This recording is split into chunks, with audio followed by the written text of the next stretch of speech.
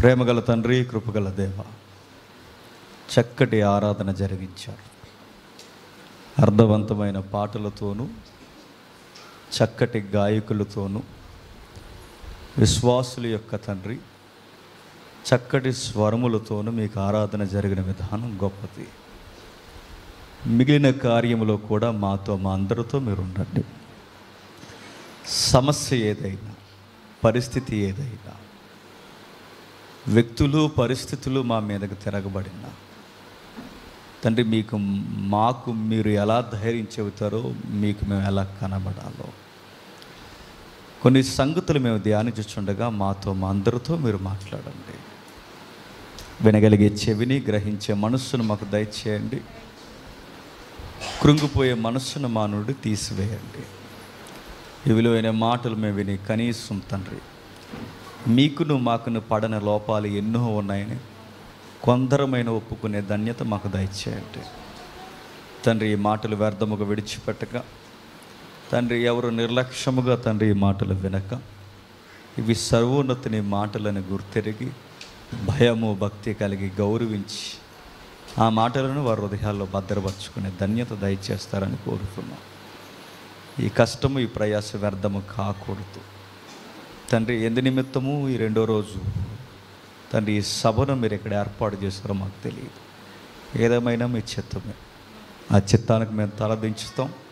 మిమ్మల్నిగా మేము గౌరవిస్తాం. మీ ఆత్మ సహాయంతో మమ్మల్ని నడిపించి మహిమపరుస్తారని కోరుతూ క్రీస్తున్నామని ప్రార్థన సమర్పిస్తున్నాం తండ్రి. ఆమేన్. విలువైన సంగతులు విందాం. కావలసిన కొన్ని సంగతులు మనకున్నాయి. ఈ రెండు ఫ్యాన్లు ఆఫ్ చేస్తారండి కొంచెం. ఇది కూడా ఆఫ్ చేస్తారు. జాగ్రత్తగా విందాం. దేవుని ప్రణాళికలు ఎట్లా ఉంటాయో మనకు తెలియదు. దేవుని యొక్క ఉద్దేశాలు ఏంటో కూడా మనకు తెలియదు. వాటికి తలదించడం తప్ప. అయితే మన ఆలోచనలు వేరు, ఆయన ఆలోచనలు వేరు. మన విధానాలు వేరు, ఆయన విధానాలు వేరు. మీరు ఎప్పటి నుంచో ప్లాన్ చేశానని చెప్పారు ఈ సభలో. మనం ప్లాన్ చేయడం కాదు, చెప్పండి, ఆయన ప్లాన్ చేయాలి. ఆయన ఇలానే చేశాడేమో. ఈ రెండో రోజు సభకి ప్రత్యేకింపబడిన వారు అవసరమేమో, అందుకే ఎక్కడ జరుగుతుందేమో. కానీ ఒక విషయం గుర్తుపెట్టుకోవాలి, దేవుని పిల్లలుగా లాగేస్తుంది వెనక్కి. ఒక విషయాన్ని మనం గుర్తుపెట్టుకోవాలి. ప్రతిదానికి కుంగిపోవడం దేవుని పిల్లల లక్షణం కాదు. సమస్యకు ఎదురెళ్ళాలి. అది తుఫాన్ అయినా, సమస్యకు ఎదురెళ్ళాలి.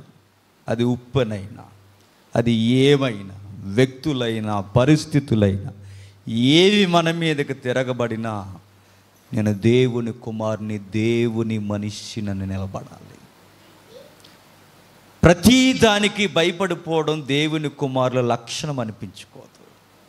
ఒకవేళ భయపడితే నేను చెబుతున్నాను, ఆ భయం నిన్ను చేతగాని వాడిని చేస్తుంది. ఈ సభను నిర్వర్తిస్తున్న వారికి బాధలలో, మీ సమస్యల్లో కూరుకుపోయి చేతగాని మాటల్లో చస్తామని పలుకుతున్న వారికి అందరికీ చెల్లుమనిపోయే మాటలు ఈరోజు మీకు. ఈ పొగిడే మాటలు కాదు, మనకి పౌరుషం తెచ్చే మాటలు.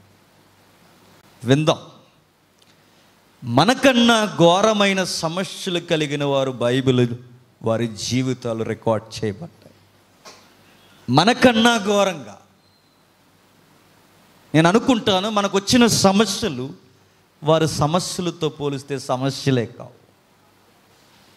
మరో మాట చెప్పని, ఈ మీటింగ్ ఆగుతుందని మీరు అనుకోకండి.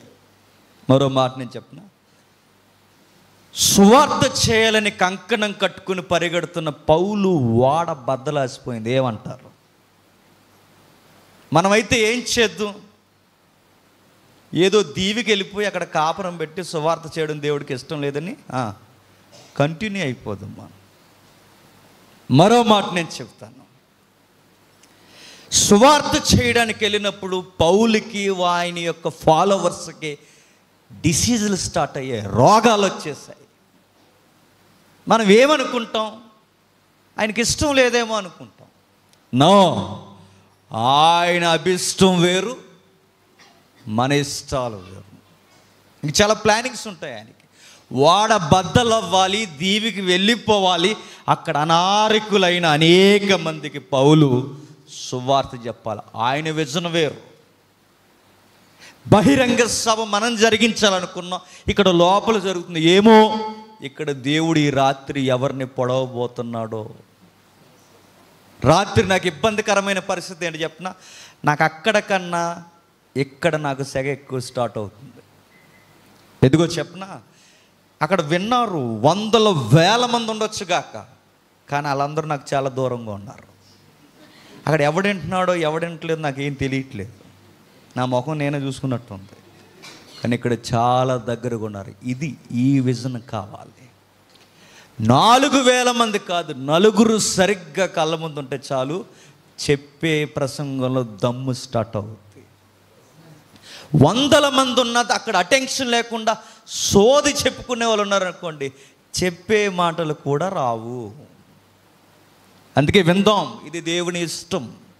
ఈ 2వ రోజు సభ ఈ 4 గోడల మధ్య జరగడం అనేకులకు మన జీవితంలో ఏదో నేర్పించబోయే దేవుడు ఏర్పాటు చేసిన సభగా ఈరోజు ఇక్కడ ఏర్పాటు చేశాడు. నిజానికి ఈ 2వ రోజు సభ జరిగితే అక్కడ వేరే చెబుతునేమో, కానీ ఇక్కడ వాతావరణాన్ని బట్టి నేను చెప్పాల్సింది ఒక ప్రాముఖ్యమైన సంగతి ఉంది. చూద్దాం బైబిల్లో.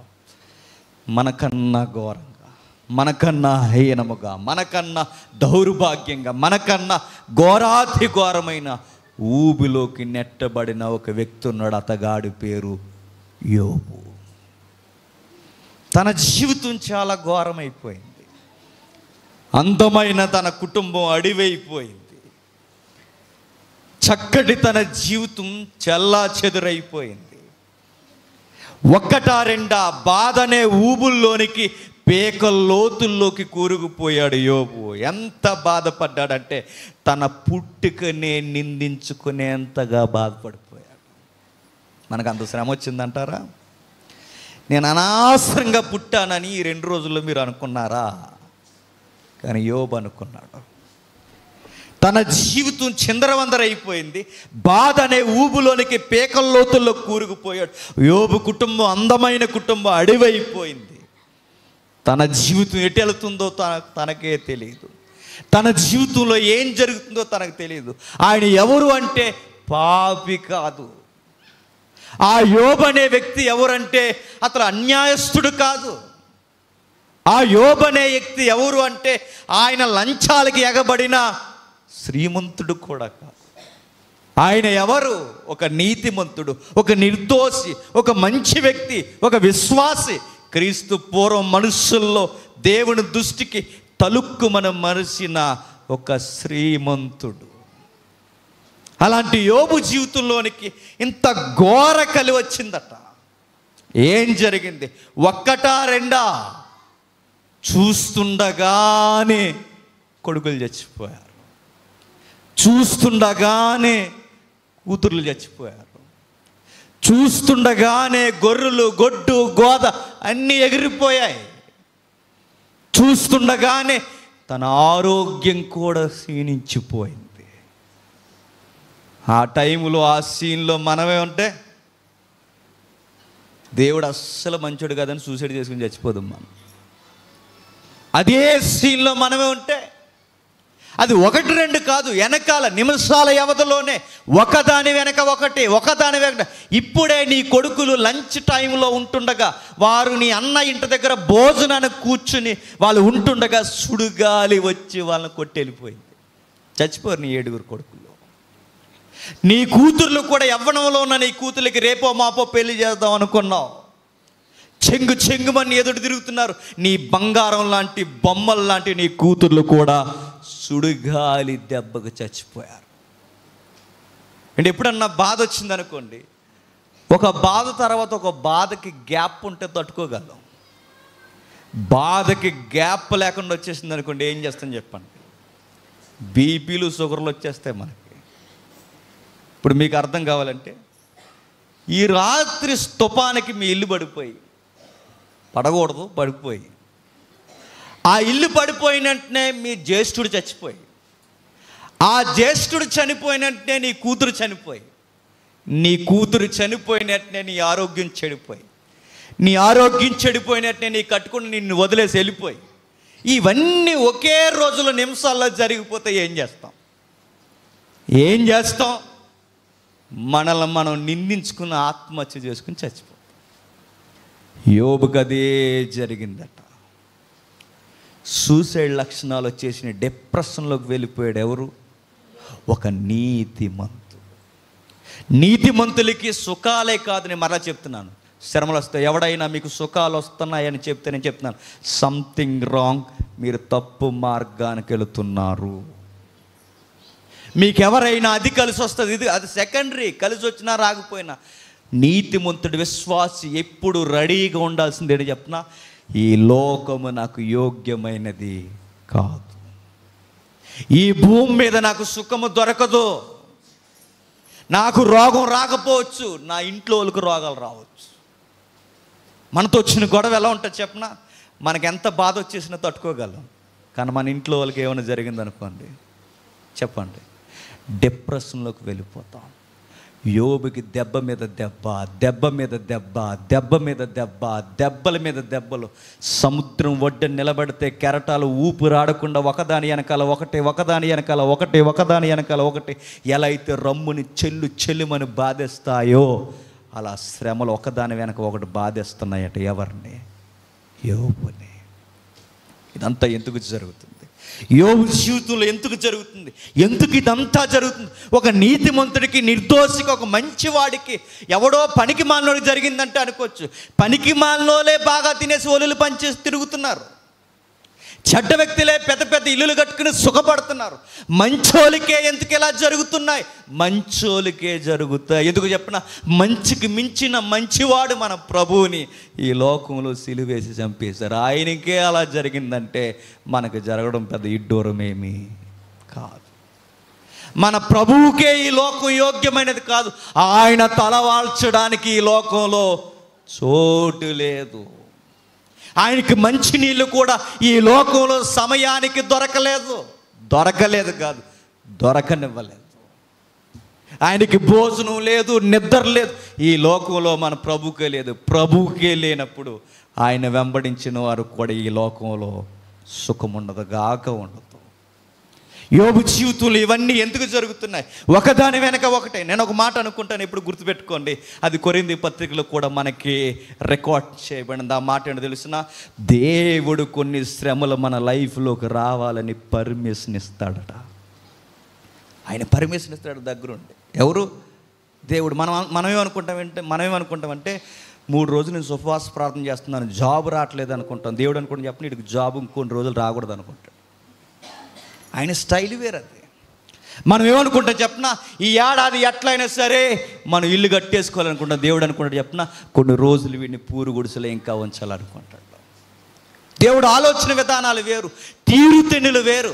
ఆయన ఆలోచించే విధానానికి ఆకాశమంత ఎత్తులో ఉన్న ఆయన ఆలోచనలు మన పాతాళ లోకంలో నిలబడి ఆలోచించినట్టు ఉంటాయి. దేవుడు అంటున్నాడు, యోబు జీవితంలోనికి కావాలని ఎలక్కం బోర్డు, టూలెట్ బోర్డు పెట్టాడట శ్రమలకు. ఎవరు? దేవుడే. మన దేవుడు ఎలాంటి వాడో చెప్పనా, కొన్ని శ్రమలు మనం మోయగలమని కావాలని మన నెత్తి మీద, మన భుజాల మీద ఆయన శ్రమ పెడతాడట. ఎందుకో చెప్పనా, ఆయన ఇవ్వాల్సినవి పెద్దవే ఏయో ఉన్నాయన్నమాట. ఇంకా మనం ఆయన జీవితంలో లేదా ఆయనతో మనం ముడిపెట్టుకోవాల్సినవి ఏవో ఉన్నాయన్నమాట. యోబు జీవితంలో బహుశా కనబడని దోబూచులాడుతున్న లోపం ఏదో దేవునికి చెప్పండి కనబడిందన్నమాట. అది కూడా ఉండకూడదు అనుకుంటున్నాడు. ఎవరో తెలుసా? దేవుడు. మీరు యోబు గ్రంథం ఎప్పుడైనా చదివారలేదు? నేను చాలాసార్లు చదివాను, నాకు అర్థమై ఏడ్చేది కదా. అది నాకు అర్థమైనప్పుడు, నాకు అర్థమయ్యే స్టేజ్ వచ్చేసరికి నా లైఫ్ ఏంటో కూడా నాకు బాగా అర్థమైంది. కొన్ని విషయాలు బైబిల్తో వచ్చిన గొడవ ఓ టైం వస్తే కానీ మనకు బాగా అర్థం కావు. ఆ టైం వచ్చినప్పుడు మనకు చాలా బ్రైట్గా అర్థం అవుతాయి. యోబు గ్రంథం నేను చదివిన తొలినాళ్ళలో నాకు అర్థం అవ్వలేదు. నా జీవితంలో ఒక టైం వచ్చిన తర్వాత నాకు చాలా బాగా అర్థమైంది యోబు గ్రంథం అంటే. యోబు జీవితంలో మనం చూస్తున్నప్పుడు, యోబు జీవితాన్ని మనం అబ్జర్వ్ చేస్తున్నప్పుడు, యోబు జీవితంలో తనకు తెలియకుండా 2 శక్తులు సవాల్ చేసుకుంటున్నాయట. ఎవరా 2 శక్తులు? ఒకటి దేవుడు, 2 సాతాను. ఈ 2 శక్తులు ఒక మట్టి మనిషి కొరకు సవాల్ చేస్తున్నాయట. ఏమని సవాల్ చేసుకుంటున్నాయి? క్యారెక్టర్ కొరకు సవాల్ చేసుకుంటున్నాయట. అపోజిషన్గా ఉన్న సాతానుగాడు ఏమంటున్నాడంటే, నువ్వు కంచేసి కాపాడే పిల్ల జల్ల గొడ్డు గోద, ఆయనకు కావలసిన ప్రతి ప్రాస్పరిటీ నువ్వు ఇస్తున్నావు కనుక నీ కొడుక్కి భక్తి ఎక్కువైపోయింది, తీసే మీ ఓడి క్యారెక్టర్ ఎంత లూజ్ అవుద్దో చూద్దుగాని అన్నాడు. ఎవరు?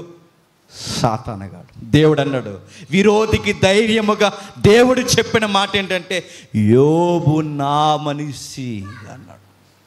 యోబు నా మనిషి, ఆయనకి ఏమీ లేకపోయినా నా మనిషి యోబు. మ్యాన్ ఆఫ్ గాడ్, దేవుని మనిషి అని చెప్పుకుంటున్న మనుష్యుడు, నా మనుష్యుడు. గొడ్డు గోద పిల్ల జల్ల భార్య సుఖాన్ని చూసుకునే మనుష్యుడు కాదు. ఏమీ లేకపోయినా యోబు నా మనుష్యుడు అని చెప్పుకుంటాడు. సవాల్ జరుగుతుంది. చూద్దామా అన్నాడు సాతానుగాడు. చూద్దాం అన్నాడు దేవుడు. సరేనా అన్నాడు. సరే అన్నాడు దేవుడు. ఎలమంటావా అన్నాడు. ఏళ్ళు ఆలస్యం చేయక అన్నాడు. అప్పగిస్తావా అని అడిగాడు సాతాను. మరణము తప్ప అన్ని రైట్స్ నీకు ఇచ్చేస్తున్నా, ఎల్లు, ఏమి చెడుగుడాడేస్తావు ఆడే అన్నాడు. అంతే. ఇక యోబు ప్రాణాలు తప్ప ఇక మిగిలిన ఎవరి ప్రాణాలు నువ్వు తీసినని అడగను. ఏం చేస్తావు వచ్చేయి, పర్మిషన్ పూర్తిగా హక్కులు నీకన్నీ యోబు జీవితం మీద నీకు ఇస్తున్నాను, ఏం చేస్తావో వచ్చేయి, నీ ఇష్టం అన్నాడు. అంతే.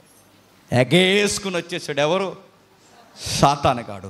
సరాసరి అటు ఇటు తిరుగుతున్న వాడు ఎగేసుకుని వచ్చాడు సాతానుగాడు. ఇక స్టార్ట్ చేశాడు. సాతానుగాడు ఉపయోగిస్తున్న మొట్టమొదటి ఎత్తుగడల్లో ఎత్తుగడ ఏంటి చెప్పనా?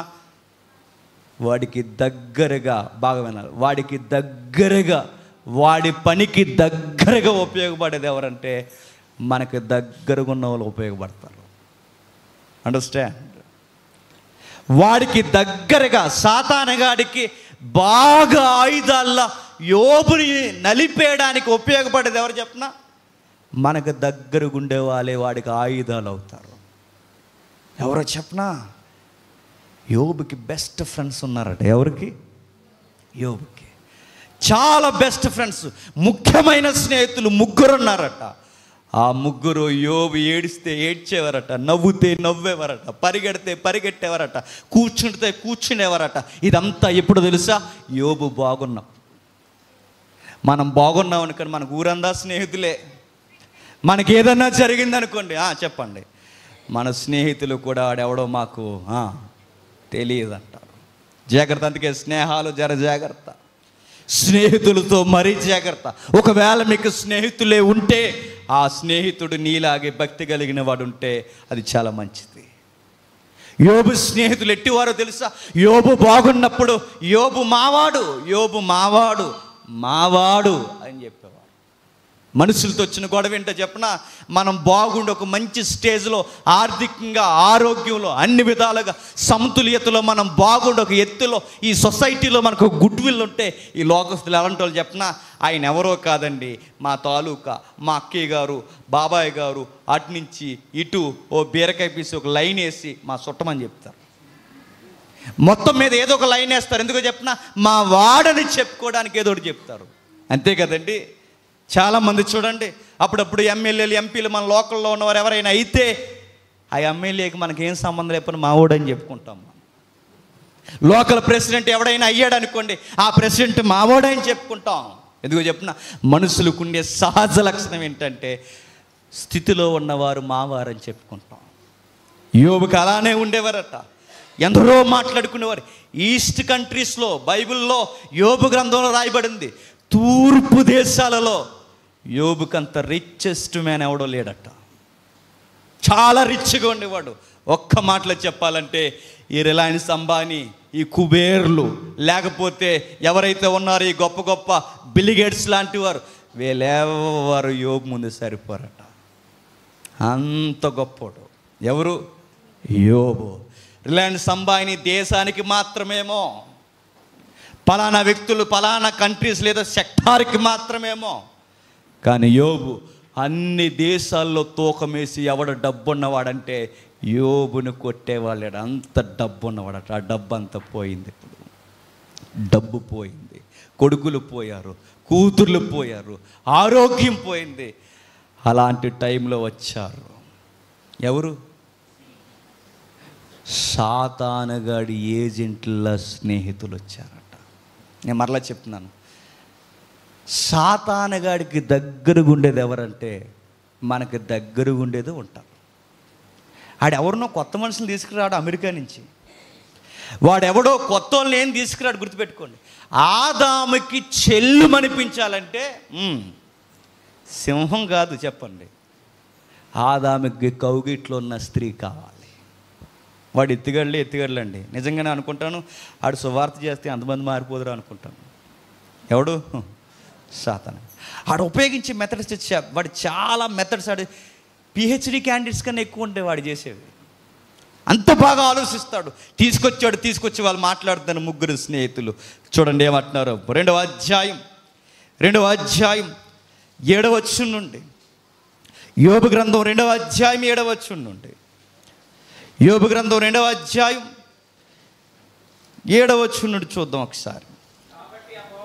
కాబట్టి అపవాది యెహోవా సన్నిధి నుండి బయలుదేరి అరికాలి మొదలుకొని నడినెత్తి వరకు బాధగల కురుపులతో యోబుని మొత్తును ఏం చేశాడట? బాగా గుర్తుపెట్టుకోండి, దేవుడు కొంతమందికి ఆర్థికపరమైన కష్టాలు ఇస్తే, మరికొంతమందికి భౌగోళికమైన భూమి కష్టాలు ఇస్తే, మరికొంతమందికి కొడుకులు కూతుర్లు కుటుంబ సభ్యుల వల్ల కష్టాలు ఇస్తే, ఇక మరలా ఫీక్ స్టేజ్ ఏంటంటే మన హెల్త్ కూడా డిస్టర్బెన్స్ అవుతుందట. యోబుకి ఏమవుతుందో చెప్పిన, ఆరోగ్యం పోయింది. ఎప్పుడు గుర్తుపెట్టుకోండి, అన్నిటికన్నా గొప్ప ఆస్తి ఏమని ఈ లోకం చెప్తా చెప్పండి? ఆరోగ్యమే. చెప్పండి, మహాభాగ్యం. ఆ భాగ్యం కూడా పోయిందంటే ఎవరికి? యోబుకి. చూసారా? యేసుక్రీస్తు నమ్ముకున్న వెంటనే మీకు ఏదో జరిగిపోయింది అనుకోండి, మీరు ఏం చేస్తారు?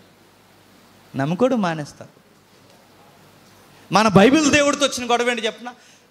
నువ్వు అనుకున్నట్టుగా ఆయన ఉండడు, ఆయన అనుకున్నట్టుగా నువ్వు ఉండాలి. ఇది చాలామంది చెప్పరు. ఇవి ఏం చెప్తారు చెప్పిన? ఈ సబ్బులు అమ్ముతారు చూస్తారా, సబ్బులు మార్కెటింగ్ స్టైల్. ఈ సబ్బులు అమ్మేటప్పుడు సబ్బు డైరెక్ట్గా అమ్మడవాడు ఒక హీరోయిన్ని పెట్టి, ఆ హీరోయిన్ని చూపించి, ఈవిడ ఎందుకు ఇంత ఇలా అయిపోయిందంటే ఈవిడ సంతూరు రాసుకుంటుంది కాబట్టి ఇలా అయిపోయిందని ఆవిడ జీవిస్తారు. అప్పుడు మనం తింగరోలం కాబట్టి సంతూరు రాసుకుంటే సంతూరు మమ్మీలు అయిపోతామని ఆవిడని చూసి మనం తెగ రాసేస్తాం.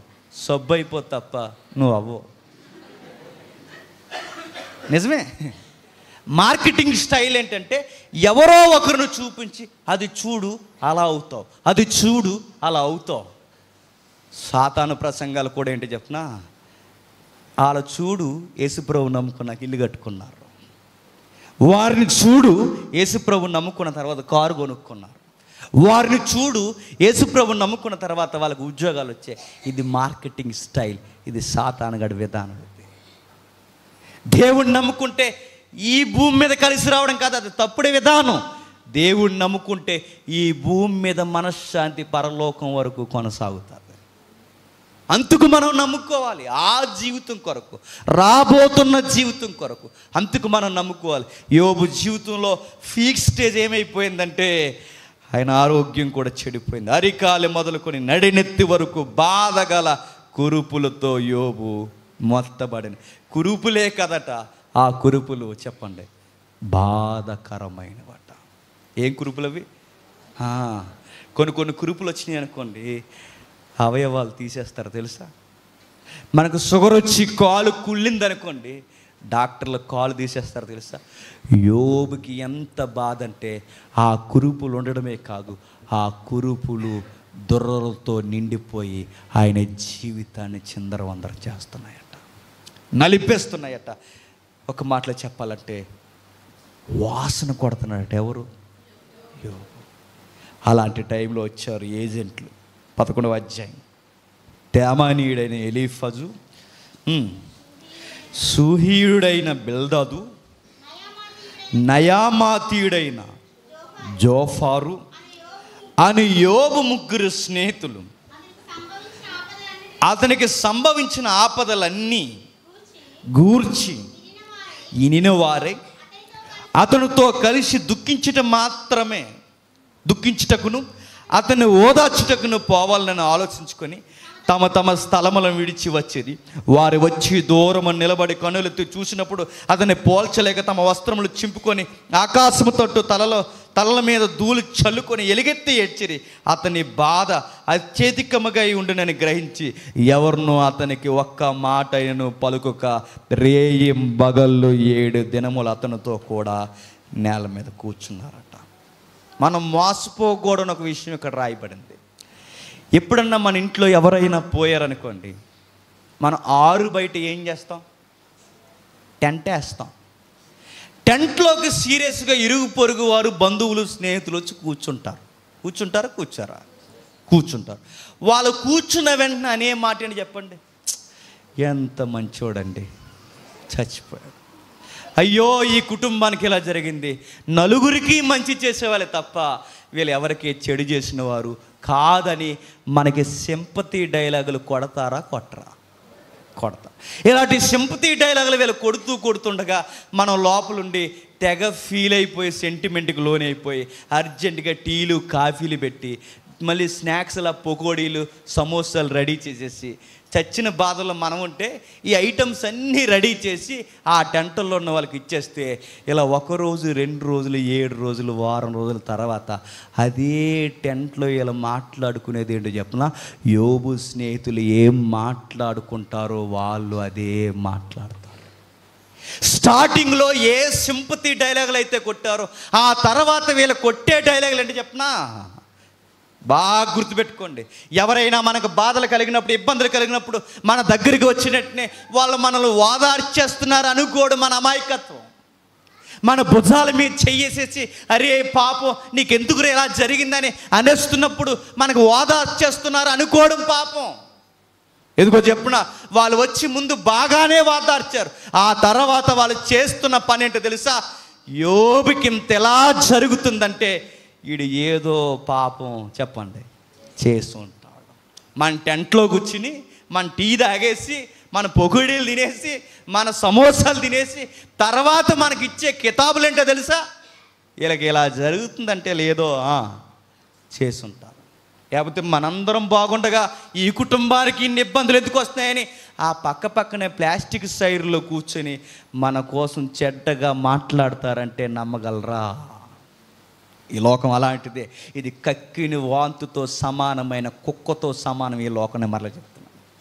వాళ్ళు ఓదార్చే మనుషులు వాళ్ళకి మానవత్వం ఉన్న మనుషులు కాదు. మనుషులు ఎలాంటి వారంటే యోబు దగ్గరకు వచ్చారట. అయ్యో ఎలా ఉండేవాడు, ఎలా అయిపోయాడు, ఎలాంటి లైఫ్ ఎలా అయిపోయిందని చూసి ఏదో ఓదార్స్తున్నట్టు ఏదో బిల్డప్ ఇచ్చి నీతో పాటు మేము కూడా ఏడుస్తామని 4 బుల్లు దుఃఖాలు తీర్చారట. వాళ్ళు కూడా ఏడ్చారట. అలా ఏడుస్తూ తర్వాత అధ్యాయాలు వచ్చేసరికి యోబు బాధపడుతున్నాడు. ఆ 2వ అధ్యాయంలో నేను పుట్టకపోతే బాగుండు, నేను ఉండకపోతే బాగుండు, నా జీవితం అంధకారమైతే బాగుండు, ఎలుగు లేకపోతే బాగుండు, చీకటి కమ్మేస్తే బాగుండు, పగలే లేకపోతే బాగుండు, మా అమ్మ నన్ను మాయిగా ఉన్నప్పుడే ఆ కాళ్ళ మధ్య నుంచి జార విడిచేస్తే బాగుండు. ఒక మాటలో చెప్పాలంటే అసలు నాకు బర్త్డే లేకపోతే బాగుండు, నేను చచ్చిపోతే బాగుండని డిప్రెషన్లోకి వెళ్ళిపోయాడు యోబు. నేను ఏ తప్పు చేయలేదు, నేను ఏ పాపం చేయలేదు, నా అందు ఏ మచ్చ లేదు, నాకెందుకు ఇలా జరుగుతుందని వాపోతున్నాడు యోబు. ఇలా బాధపడుతూ యోబు బాధపడుతున్నప్పుడు యోబు ఎక్స్పెక్ట్ చేసేది ఏంటంటే నా దేవుడు నాతో మాట్లాడితే బాగుండు, నా దేవుడు ఈ సమస్యలు ఏంటో నాకు ఆన్సర్ చేస్తే బాగున్ను, ఎందుకు ఇలా జరుగుతున్నాయి, నేను మంచి చేయాలనుకున్నప్పుడు నాకు చెడు ఎందుకు జరుగుతుంది, నాకు పరిస్థితులు ఎందుకు తిరగబడుతున్నాయి, నా మీదకి ఎందుకు ఇలా జరుగుతున్నాయని యోబు ఫీల్ అవుతూ దేవుడు మాట్లాడితే బాగున్నని ఎదురు చూస్తున్నాడు. దేవుడు మాట్లాడడానికి ముందు ఈ ముగ్గురు మాట్లాడడం స్టార్ట్ చేసేసారట. ఎవరు? ఈ స్నేహితులు. నిజమండి, మనుషులకు అడావుడు ఎక్కువ. ఎవడైనా బాధలు ఉన్నప్పుడు కాస్త బాధల్లో వదిలేస్తే వాడు దేవుడు ఏదో మాట్లాడుకుంటారు, మధ్యలోకి తగునమ్మా అని రెడీ అయిపోతారట. ఎవరు? మన స్నేహితులు. వీళ్ళు వచ్చేసి అన్నారట, నువ్వంత నీతిమంతుల్లా మాట్లాడి ఏదో ఓదార్పిస్తున్నామని, నీకు సపోర్ట్ ఇస్తున్నామని, నీదేది తప్పు లేదంటావా? ఒక విషయం చెప్పనా, నీ భక్తి నీకు ధైర్యం పుట్టించలేదా? నీకు రోసం రావట్లేదా? భక్తి ఉన్న వాడికి ఎవడికి ఇలా జరగదని నీకు తెలియదా? నీ లైఫ్లో ఇలా జరుగుతుందంటే నీ జీవితంలో ఏదో దేవునికి నచ్చని మచ్చలు ఉన్నాయని గుర్తించు. నువ్వు పాపివి, నీతిమంతుడని చెప్పకన్నారు. ఎవరు? టెంట్లో కూర్చుని సమోసాలు తిన్నోళ్ళు. వీళ్ళెవరు? మన టీ కాఫీలు తాగేసిన వాళ్ళు. వీళ్ళెవరు? యోబు మావాడని చెప్పుకున్న వాళ్ళు. వీళ్ళు అంటున్నారంటే వచ్చి ఏమని తెలుసా, ఇదిగో నువ్వు పాపం చేస్తావు, లేకపోతే నీకెందుకు జరుగుతుంది? ఒక్కో రోజు కొడుకులు చచ్చిపోతారా? ఒక్కో రోజు కూతురు చచ్చిపోతారా? ఒకే రోజు ఆస్తులు పోతాయా? ఒకే రోజు నీకు ఆరోగ్యం పోతుందా? ఇవన్నీ నీకు జరుగుతున్నాయంటే దేవుడు నిన్ను మొత్తుతున్నాడు, నువ్వు ఒప్పుకోకపోయినా అన్నారు. బాధ ఏంటో చెప్పనా, ఓదార్చాల్సిన స్నేహితులు అన్నారట, నువ్వు మంచోడు కాదురా అని. బాధల్లో మరీ బాధ ఏంటో చెప్పనా, మనల్ని పాపాత్ములని మన ఎదుటోళ్ళు మనల్ని అనడం, అది పైగా మనం ఇష్టపడిన వారు మనల్ని అనడం చాలా బాధగా ఉంటుందండి. మనం పాపాత్ములమని, మనం పాపం చేయడం వల్లనే ఈ బాధలు వస్తున్నాయని మనం ఇష్టపడిన వారే మనల్ని అనడం. మీరు మంచోళ్ళు కాదు కాబట్టే మీ సభలు ఆగిపోయిన రేపు నుంచి అంటారు చూడండి, మీ వాళ్ళే రేపు నుంచి మీకు టార్చర్ ఇది. మీరు దేవుని పని చేస్తే దేవుడు ఎందుకు వర్షాన్ని ఆపలేకపోయాడు? ఇవన్నీ ఎలా ఉంటాయి తెలుసా? రైట్ అనిపిస్తుంది. ఇంకా ఎలా ఉంటాయి తెలుసా? మీరు ఇంత కష్టపడి మోకాలు ప్రార్థన చేసి ఇంత రూపాయి దాసి మీరు సభలు పెడుతున్నప్పుడు సభలు ఆగిపోయాయంటే మీరు దేవునికి నచ్చిన పని చేస్తున్నారు. అందుకే ఆగిపోయినాను. కానీ మీ మైండ్ సెట్ ఎలా ఉంటుందో చెప్పనా, ఆ డిప్రెషన్లో చచ్చిపోవాలనిపిస్తుంది. యోబుని మరీ డీప్ డిప్రెషన్లో గెంటేశారట. బాధలే ఆయన పిండేస్తున్నాయంటే, బాధలే ఆయన ఏడిపించేస్తున్నాయంటే, బాధలే ఆయన తడిమేస్తున్నాయంటే ఈ మనుషులు మాటల చేత ఇంకా బాధ పెడుతున్నారట. అంటే ఒక మాట నేను చెప్తాను, ఎప్పుడు గుర్తుపెట్టుకోండి, కత్తి చేత పొడిచేసిన ఒక రోజుకి గాయం మాయమైపోద్దేమో, కానీ కత్తుల కన్నా భయంకరమైన మాటలు మాత్రం మనిషి హృదయంలో ఒక్కసారి గుచ్చుకున్నాయో ఆ మనుషులు మాటల్ని, ఆ మనుషుల్ని ఎప్పటికీ మనం మర్చిపోలేము. నా లైఫ్లో కూడా కొంతమంది ఉన్నారు, నేను చచ్చిపోయే వరకు, మట్టికి పోయే వరకు వాళ్ళ మాటలు నేను మర్చిపోలేను. మనకు గుర్తుండిపోతాయండి. లవ్ చూపించొద్దంటలేదు, ప్రేమించొద్దంటలేదు, కానీ వారన్న మాటలు మన చెవును పడినప్పుడు మనకు గుర్తుండిపోతాయి.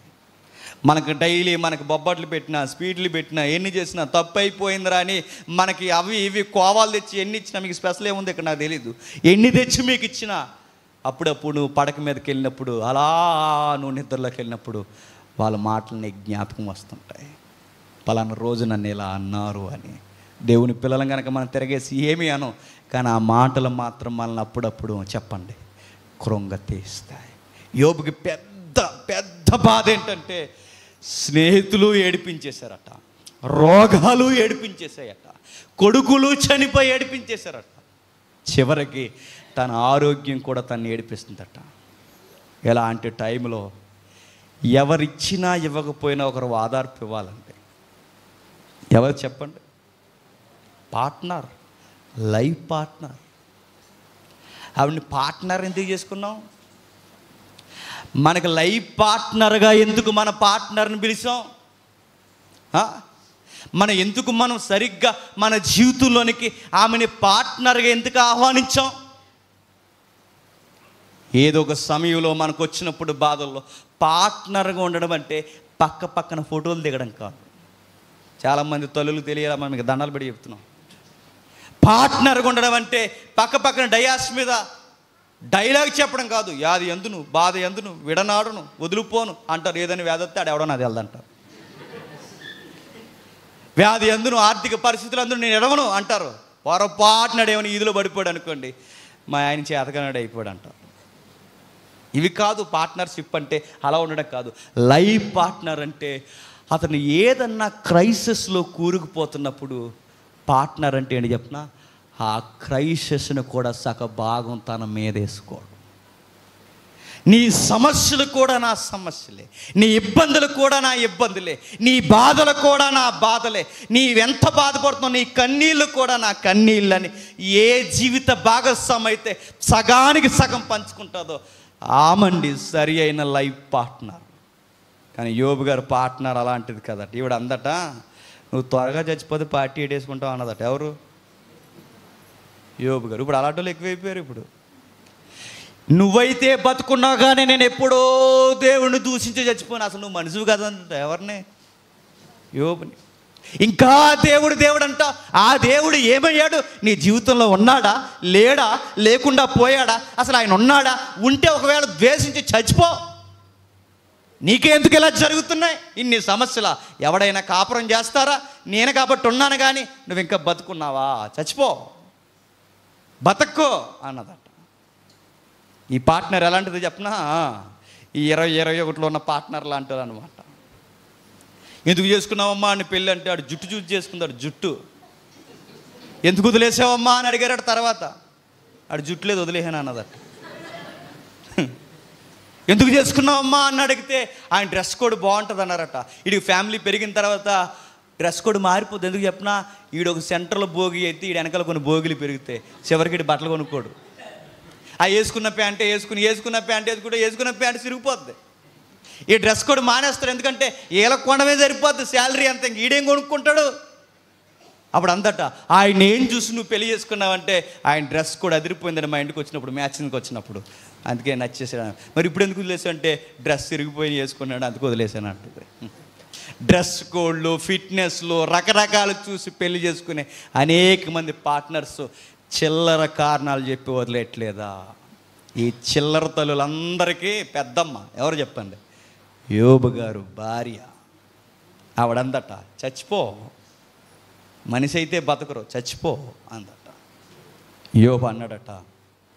మన డైలాగులో చెప్పాలంటే ఆ బాధల్లో కూడా యోబు ఎంత మంచిగా మాట్లాడంటే, మూర్ఖురాలు మాట్లాడినట్టు మాట్లాడు. ఏమన్నాడు? మూర్ఖురాలు. 1వ అధ్యాయం 20 వచనం. అప్పుడు యోబు లేచి తన పై వస్త్రము చింపుకొని తల వెంట్రుకలు గొరిగించుకొని నేల మీద సాష్టాంగపడి నమస్కారం చేసి, నేను నా తల్లి గర్భం నుండి దిగంబరై వచ్చితిని, దిగంబరై అక్కడికి తిరిగి వెళ్ళుదను. యెహోవా ఇచ్చును, యెహోవా తీసుకొని పోయిను, యెహోవా నామము స్తుతి కలుగును గాక. ఈ సంగతుల్లో ఏ విషయమందును యోబు ఏ పాపము చేయలేదు, దేవుడు అన్యాయం ఏమి చేసినని చెప్పలేదు. ఆవిడంతటా చచ్చిపో. ఆవిడ మాట్లాడుతున్న మాట ఏంటంటే చనిపో అంటే చనిపో అంటుందంటే నేను అనుకుంటానండి, యోబు చనిపోయిన వెంటనే ఇంకో మ్యారేజ్కి రెడీగా ఉందన్నమాట. మీకు విషయం చెప్పనా? భర్తకి ఏదన్నా ప్రాబ్లం వచ్చినా, భర్తకి ఏదన్నా జరిగినా త్వరగా పోతే బాగుండు అనుకునే బ్యాచ్ ఉంటారు తెలుసా? ఎందుకు అనుకున్నారు? ఆ తెంగరోడు ఆడు ఎల్ఐసి కడతాడు. ఆ ఎల్ఐసి అన్న వస్తుందని ఏంటి, ఎల్ఐసి కొరకు భర్తలను చంపేసి భార్యలు లేరు. పెద్ద పాలసీ కట్టినప్పుడు ముందు చంపేస్తారు, చెప్తున్నాను. నిజమే. ఎందుకు చెప్పినా, మనం నామినీ నేమే ఎవరిది రాస్తాం? పార్ట్నర్దే రాస్తాం. ఈ పార్ట్నర్ మంచిదైతే సరే, ఈ పార్ట్నర్ యోబు గారి చెల్లి అనుకోండి, యోబు గారి భార్య చెల్లి అనుకోండి, చంపేస్తుంది. మనం డైరెక్ట్గా చంపకపోవచ్చు, కత్తెట్టి పొడవకపోవచ్చు, ఏమీ చేయకపోవచ్చు, మాటల చేత చంపేస్తుంది. మాటల వల్ల మనుషులు చచ్చిపోతారు తెలుసా? మానసికంగా చనిపోతారు. యోబుని అన్ని విధాలుగా బాధ పెడుతున్నప్పుడు యోబు మీద ప్రసంగాలు స్టార్ట్ అయిపోయాట. ఇంట్లో ప్రసంగాలు, బయట ప్రసంగాలు, ఈదులో ప్రసంగాలు, యోబు మీద ప్రసంగాలు అంటే అనేక మంది యోబుని కార్నర్ చేసి ప్రసంగాలు చేస్తున్నారు. ఇంట్లో ఆవిడ చేస్తుంది ప్రసంగం. ఎవరు? ఆవిడ పెద్ద నీతి పాటలు చెప్పేస్తుంది. ఎవరు? యోబు భార్య. బయట పాటలు చెప్పేస్తున్నారు. ఎవరు? యోబు స్నేహితులు ఇన్ని పాఠాలు అందరూ యోబు మీద ప్రసంగాలు చెబుతున్నారట. యోబు ఏడ్చాడు 37 అధ్యాయాలు ఏడ్చాడు. ఏడుస్తూనే ఉన్నాడు. తనను తాను ప్రూవ్ చేసుకోవడానికి చూస్తాడు. అయ్యో, నా యందు ఏ తప్పు లేదు, ఎందుకు ఇలా జరుగుతుందో కూడా నాకు తెలియదు, నా యందు ఏ పాపం లేదని యోబు ఎంతో బాధపడుతుంటే, లేదు నువ్వు పాపాత్ముడే, తప్పు చేసో, లేకపోతే నీకు ఇలా జరగదు అన్నాడు. ఎంత బాధ పెట్టి యోబుని ఏడిపించేస్తున్నారట, ఎంతగానో నలిపేస్తున్నారట. అలా నలిపేస్తున్న టైంలో నీతిమంతుడు ఇసుకుపోయాడు, నీతిమంతుడు బాధపడ్డాడు, నీతిమంతుడు ఎదురు చూశాడు. నీతిమంతుడు ఎప్పుడు దేవుని కొరకు, ఆయన రాక కొరకు ఎదురు చూస్తున్నాడు. నీతిమంతుడు నిర్దోషి అయి ఆ బాధల మధ్య ఎప్పుడు ఆ దేవుడు నాతో మాట్లాడతాడని ఎదురు చూసినప్పుడు 37 అధ్యాయాల తర్వాత 38వ అధ్యాయంలో మాట్లాడడం స్టార్ట్ చేశాడు. ఎప్పుడన్నా అధ్యాయం చదివారా?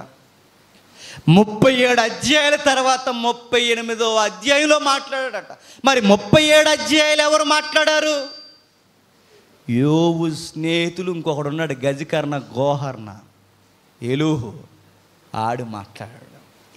ఇంకొకడు ఎవడు మాట్లాడంటే యోబు భార్య. అంటే సుమారు 5 దాడి చేస్తున్నారు 37 అధ్యాయాలు. ఎవరి మీద? యోబు మీద. 38వ అధ్యాయంలో దేవుడు వచ్చి ప్రసంగం చెబుతున్నాడట. ఏమని చూద్దాం ఒకసారి. 38వ అధ్యాయం, అందరూ బైబిల్ తీయాలి. 38వ అధ్యాయం మొదటి వచనం నుండి. అప్పుడు యెహోవా సుడిగాలిలో నుండి ఇలాగున యోబునకు ప్రత్యుత్తరమిచ్చెను, జ్ఞానము లేని మాటలు చెప్పి ఆలోచనను చెరుపుచున్న వీడెవడు? పౌరుషము తెచ్చుకొని మీ నడుము బిగించుకొని నేను నీకు ప్రశ్న వేయుదును, నీవు దానిని నాకు తెలియచెప్పుము. నేను భూమికిని పునాదులు వేసినప్పుడు నీవెక్కడ ఉంటివో చెప్పుము. నేను ఒక మాట అడుగుతున్నాను, చెప్పండి. ఈ 38వ అధ్యాయం ఎప్పుడైనా చదివారా? నేను స్టార్టింగ్లో చాలా చదివాను. ఎందుకు నేను ఆ అధ్యాయం చదివానంటే, నాకు చాలామంది ప్రసంగాల్లో వినబడింది ఏంటంటే అందులో సైన్స్ ఎక్కువ ఉందన్నారు. ఏముందట? సైన్స్. నేను అడుగుతున్నాను, జీవితం చిందరవందర అయిపోయి మనం చేస్తుంటే మనకు సైన్స్ అవసరం చెప్పండి? ఇప్పుడు మనం బాధల్లో కూరుకుపోయి రోగాలతో కొట్టుకుపోతుంటే మనకు సైన్స్ వచ్చి భూమి ఎంత వెయిట్ ఉందో, అది శూన్యంలో ఎలా ఉందో, అది ఎలా తిరుగుతుందో, దాని చుట్టుకొలత ఏంటో, గాలి బరువేంటో, ఇలాంటి సైన్స్ లెక్కలన్నీ మనకు చెబుతుంటే ఆ సైన్స్ ప్రసంగం విని మనం ఏమంటాం? సైంటిస్ట్ అవుతామా? శాడిస్టులం అయిపోతాం. ఎందుకు చెప్పనా? అసలే లైఫ్ అర్థమవుక నేను ఏడుస్తుంటే ఈ సైంటిఫిక్ టెంపర్ నాకెందుకు? ఇప్పుడు నాకు కావాల్సింది సైంటిస్టుల థియాలజీ కాదు, అలానే అక్కడ అది లేదని కూడా కాదు. కానీ దేవుడు ముఖ్యంగా సైన్స్ అక్కడ చెప్పాలనుకోలేదు. ఒక సైన్ చూపిస్తున్నాడు ఆయన, ఒక గుర్తు. ఆ గుర్తు ఏం చూపిస్తున్నాడంటే యోబు జీవితంలో కొన్ని గుర్తులు లేపుతున్నాడు. యోబు ఇసుకుపోయాడు ఈ మనుషుల చేత, ఈ బాధల చేత, ఈ వ్యాధుల చేత, ఈ సమస్యల చేత, చివరికి లైఫ్ పార్ట్నర్ చేత, ముఖ్యమైన స్నేహితుల చేత, అన్ని విధాలుగా జీవితంలో పొడవబడ్డాడు, ఓడిపోయాడు, ఏడిచాడు. దేవా మాట్లాడవయ్యా నాతో అని. ఈ మనుషుల మధ్య బతకలేకపోతున్నాను, మాట్లాడు నాతో అని ఏడ్చాడు. ఏడుస్తూ దేవుడిని అడిగాడు, మాట్లాడని. దేవుడు రానే వచ్చాడు సుడిగాలిలో. ఎలా వచ్చాడట? సుడిగాలిలో వచ్చి సూటిగా ప్రశ్నలు అడుగుతున్నాడు. ఎవరు? దేవుడు. సుడిగాలిలో వచ్చి సూటిగా ప్రశ్నలు. సుడిగాలిలో సూటి ప్రశ్నలు ఏంటి చెప్పనా? భూమి ఎప్పుడు పుట్టిందో తెలుసా అన్నాడు. సముద్రం ఎప్పుడు పుట్టిందో తెలుసా? నక్షత్రాలు ఎప్పుడు పుట్టాయో తెలుసా? గాఢాంధకారం ఎప్పుడు పుట్టిందో తెలుసా? ఉదయ నక్షత్రాలు ఏకముగా ఫస్ట్ సాంగ్ ఎప్పుడు పాడాయో నీకు తెలుసా? గాలికి బరువు ఎంతో తెలుసా? ఆకాశ వైశాల్యం ఎంతో తెలుసా? ఎలుగుకు ప్రారంభం ఎక్కడో తెలుసా? కృత్రిమ నక్షత్రాలు బంధించడం నీకు తెలుసా? ముఖ శీర్షిక కట్లను వెప్పడం నీకు తెలుసా? వాటి కాల క్రమములు నక్షత్ర రాసులు వచ్చడం నీకు తెలుసా? యోబు నీకేమన్నా తెలుసా అన్నాడు. ఏంటి, బాధల్లో ఉన్నోడి దగ్గరికి వచ్చి క్వశ్చన్ ఎవరు పెడితే ఎలా ఉంటుందండి? ఇటు దేవుడు వాదార్చే విధానం చూడండి. రేపు మీకు మిగిలేవి క్వశ్చన్సే. దేవుడిచ్చే వాదార్పు ఎలా ఉంటుంది చెప్పనా? క్వశ్చన్ ఎవరితో స్టార్ట్ అవుద్ది. ఇప్పుడు మీకు పెద్ద ప్రశ్న ఏంటి చెప్పనా? వర్షం ఎందుకు పడిందో మనకి తెలియదు, అది ప్రశ్న. మీటింగ్ ఎందుకు ఆగిందో మనకి తెలీదు, ప్రశ్న. మన దేవుడితో వచ్చిన గొడవ ఏంటంటే ఆయన ఆన్సర్స్ కన్నా ఆన్సర్స్నే క్వశ్చన్స్గా మనల్ని అడుగుతాడట. ప్రశ్నలతోనే మనకు ఆన్సర్ చేస్తాడు. యోబుని అడుగుతున్నాడు, ఎప్పుడు ఏది జరిగిందో, చీకటి, భూమి, దాని అగాధ స్థలాలు, నక్షత్రాలు, వెలుగు, వీటి ప్రారంభం, గాలి, ద్రవ్యరస, వీటన్నిటి గూర్చి నీకు తెలుసా? నీవు పుట్టావా? నీకు తెలుసా? నువ్వు పుట్టావా? నీకు తెలుసా? అంటే ఈ టైంలో మనం అక్కడ ఉంటే ఏమంటాం చెప్పండి? ప్రభువా, నా జీవితం ఏంటో నాకే అర్థమవుక నా జీవితమే పెద్ద ప్రశ్న అయిపోతే మళ్ళీ దానికి తోడు నువ్వేం అడుగుతున్నావు? ప్రశ్నలు అడుగుతా. ఆ ప్రశ్నలు అడిగే బదులు నన్ను చంపే రాదు అంటాం, అనవా? మనం అంటామా? ఇప్పుడు మన ఇంట్లో ఏదో పెద్ద సమస్య వచ్చి పడిపోయింది అనుకోండి, మీ ఇంటికి ఏ దైవజనుడు వచ్చాడు అనుకోండి, వచ్చిన వెంటనే మిమ్మల్ని వాదార్చకుండా భూమి ఎప్పుడు పుట్టిందో నీకు తెలుసు అంటే ఆయన ఏమంటారు? పాస్టర్ గారిని. మీరు ఎక్కడి నుంచి వెళ్ళకపోతే భూమి ఎప్పుడు పుట్టిందో కాదు, మీరు అనవసరంగా ఎందుకు పుట్టారా అనుకుంటారు. అంటాం, అనవా? చెప్పండి. మనం ఖచ్చితంగా అంటాం. మనం అది సందర్భరహితంలా ఉంటుంది. అసలు టెక్స్ట్కి సంబంధం లేని మాటల్లో ఉంటాయి అవి. మనం బాధలు ఉన్నప్పుడు అదెందుకు పుట్టింది, ఇదెందుకు పుట్టింది, నేనెందుకు పుట్టానని నేను ఏడుస్తుంటే ఇప్పుడు అదెందుకు పుట్టిందని నన్ను అడుగుతావా అని గొడవకి వెళ్తాం. మనుషులైతే గొడవకి వెళ్తాం, ఈయన దేవుడు, ఈయన మీదకి ఏం గొడవకి వెళ్తాం? సాక్షాత్తు ఈ ప్రశ్న అడుగుతున్నది ఎవరట? దేవుడు. ఏమని అడుగుతున్నాడు తెలుసా? అది ఎందుకు పుట్టింది తెలుసా? అడిగేవాడు క్వశ్చన్స్ అడిగినా బాగుండండి. అడిగేవాడట ఒక డయాస్ వేసుకొచ్చాడట. ఎవరు? దేవుడు. బాగా వినాలి. అడిగేవాడు డైరెక్ట్గా క్వశ్చన్ అవర్ చేసినా బాగుండు. ఆ క్వశ్చన్ అవర్ అడగడానికి దేవుడు ఒక డయాస్ ఏర్పాటు చేసుకున్నాడట. ఆ డయాస్ ఏంటో తెలుసా? సుడిగాలి. ఏంటది? సుడిగాలి. అడుగుతున్నాను, యోబు జీవితంలో నచ్చనిది ఏదన్నా ఉంది అంటే ఒకే ఒక్కటి చెప్పండి, సుడిగాలి. ఎందుకు చెప్పండి? ఆయన ఫ్లాష్ బ్యాక్ ఒక్కసారి మీరు చూడండి.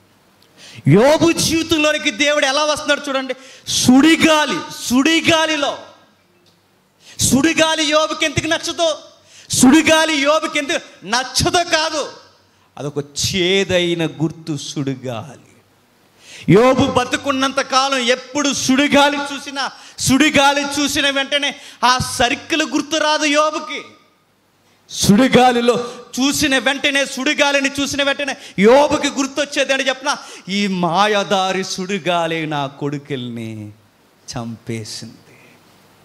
ఈ మాయదారి, ఈ భయంకరమైన సుడిగాలే నా కూతుర్ని చంపేసింది. ఈ సుడిగాలే నా ఆస్తులు ఎత్తుకెళ్ళిపోయింది. ఈ సుడిగాలే నా జీవితాన్ని చిందరవరం చేసింది. ఈ సుడిగాలి వచ్చిన తర్వాతే నా జీవితంలో కూడా సుడిగాలిమయమైపోయింది. సుడిగాలి నాకు నచ్చదు. ఆ మొదటి అధ్యాయం 18-19 వచనాల్లో ఏం జరిగిందో చూడండి. ఆ మొదటి అధ్యాయం 18-19 వచనాలు మరలా వద్దాం. అతడు మాట్లాడుచుండగా వేరొకడు వచ్చి, నీ కుమారులను నీ కుమార్తెలను తన అన్న ఇంట భోజనము చేయుచు ద్రాక్షరసము పానము చేయుచుండగా గొప్ప సుడిగాలి. చదువు. అరణ్య మార్గముగా వచ్చి ఆ ఇంటి 4 మూలను కొట్టగా అది యవనుల మీద పడినను వారు చనిపోయి. బాగా వినాలి.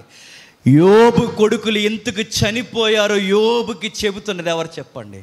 ఆ సేవకులు వచ్చి చెబుతున్నారు.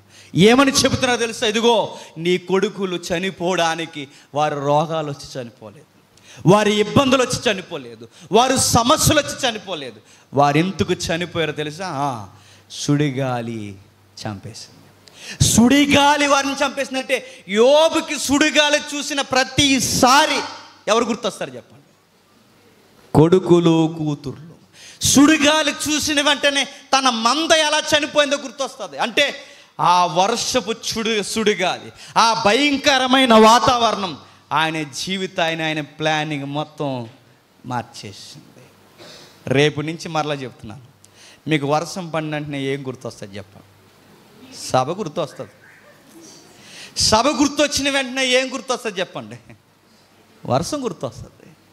యోబుకి సుడిగాలు చూసిన వెంటనే ఎవరు గుర్తొస్తారు చెప్పండి? కుమారులు గుర్తొస్తారు. కుమారులు చూసిన వెంటనే ఎవరు గుర్తొస్తారు చెప్పండి?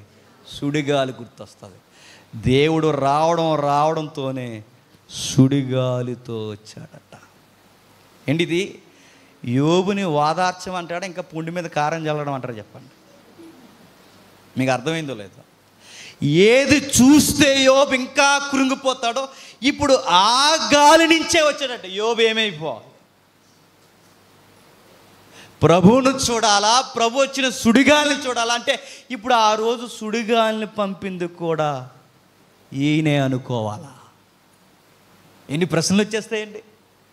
ఆ రోజు సుడిగాలిని పంపి నా కొడుకుని చంపేసింది ఈయనేనా? ఈ సుడిగాలి సింహాసనం వేసుకుని వచ్చాడంటే ఆ రోజు ఈ సుడిగాలి సింహాసనం వెళ్ళి నా కొడుకుని చంపేసిందా, నా కూతురిని చంపేసిందా? ఇప్పుడు యోబు విశ్వాసం ఉంటుందా, ఎగిరిపోద్దా చెప్పండి? యోబు ఎగిరిపోయే రోజులు అవి. అలాంటి టైంలో అన్నాడట, సుడిగాలులో యోబునకు ఎలాగూ ప్రత్యక్షమై జ్ఞానము లేని మాటలు చెప్పి ఆలోచన చెప్పుచున్న వీడెవడు? ఆడు గొడవ పక్కనట్టు కానీ నిన్ను కొన్ని క్వశ్చన్స్ అడుగుతా అన్నాడట. ఎవరు? దేవుడు. బాగా వినాలి. మీరు సరిగ్గా వింటే 1 గంట 20 నిమిషాల్లో అయిపోతుంది. మీరు సరిగ్గా వినకపోతే సరిగ్గా 1 గంటకు అయిపోద్ది. ఏ టైం కావాలి మీకు చెప్పాలి, ఆఫర్ మీదే. సరిగ్గా అరగంటలో వెళ్ళిపోతారా? సరిగ్గా వెనకుండా 1 గంటకి వెళ్ళిపోతారా? సరిగ్గా అరగంటకి వెళ్ళిపోండి. రేపు పొద్దున్న నేను కూడా డ్యూటీకి వెళ్ళాలి. నాకు ఉదయం డ్యూటీ ఉంది, మీకోసం ఈ 2 రోజులు సెలవు పెట్టుకొచ్చాను నేను. రేపు ఉదయమే మా డిఎస్పీ మేము సీన్లోకి వెళ్ళాలి. నేను సీన్లో లేకపోతే నా సీన్ అయిపోద్ది. రేపు ఉదయం ఎర్లీ మార్నింగ్ నేను సీన్లోకి వెళ్ళాలి. విందాం. మొదట వచ్చిన అప్పుడు యెహోవా సుడిగాల్లో ఎలాగ ప్రత్యక్షమై యోబునకు ఎలాగ ప్రత్యుత్తరం ఇచ్చాను, జ్ఞానము లేని మాటలు చెప్పి ఆలోచన చెరుపుచున్న వీడెవడు? నేను అడుగుతున్నాను, ఇంతకీ ఈడెవడు? మీకు వచ్చింది ఎప్పుడైనా ప్రశ్న? యోబుని గజిబిజి చేస్తున్న ఈడెవడు? ఆడెవడో చెప్పనా? మన లైఫ్ని ఎవరైతే బాధ పెడుతున్నారో, మన లైఫ్లో ఎలాంటి వాళ్ళు ఉన్నారో అలాంటోడు. ఆడే వీడు. ఎవడీడు? మీకు బ్రాకెట్లో మీ స్నేహితుల పేర్లన్నీ వచ్చేస్తాయి, మీకు బ్రాకెట్లో మిమ్మల్ని బాధ పెట్టిన వాళ్ళ పేర్లు వస్తాయి.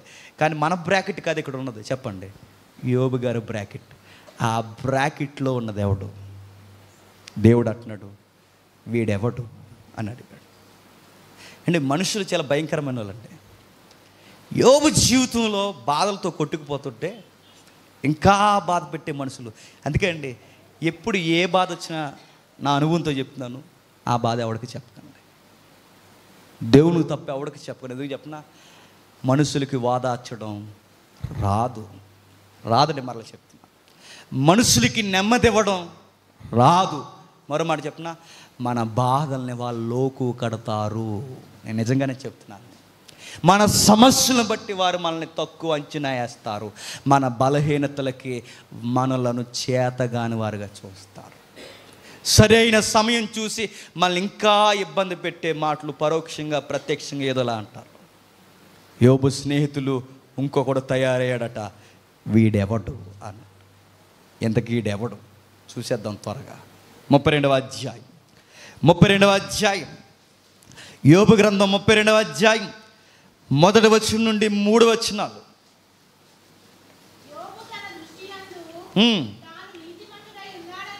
యోబు తన దృష్టి యందు తాను నీతిమంతుడై ఉన్నాడని